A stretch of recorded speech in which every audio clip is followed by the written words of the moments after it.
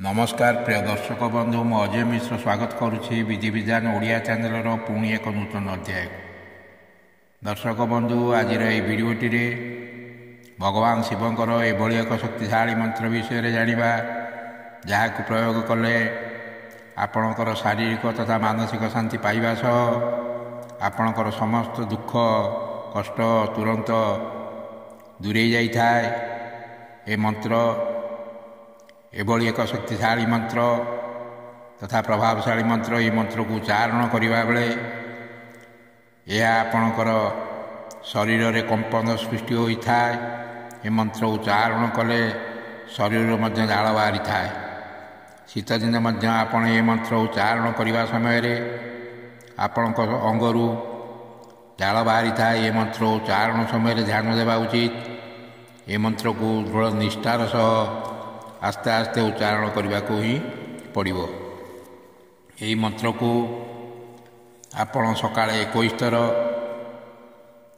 संध्यार 21 थर जप करंतु किंबा आपण पाखरे यदि समय अभाव थाए तेबे यह आपण प्रतिदिन सकाळे 11 थर एवं संध्यार 11 थर मध्य जप करि पारिबे। एबे आसंतु जानिबा ए मंत्रटी को। मंत्रटी एहीपरि योगो योगो योगेश्वराय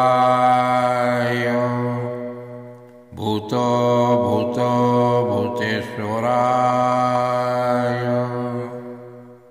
काल काल कालेश्वराय शिव शिव सर्वेश्वराय शंभो शंभो महादेवाय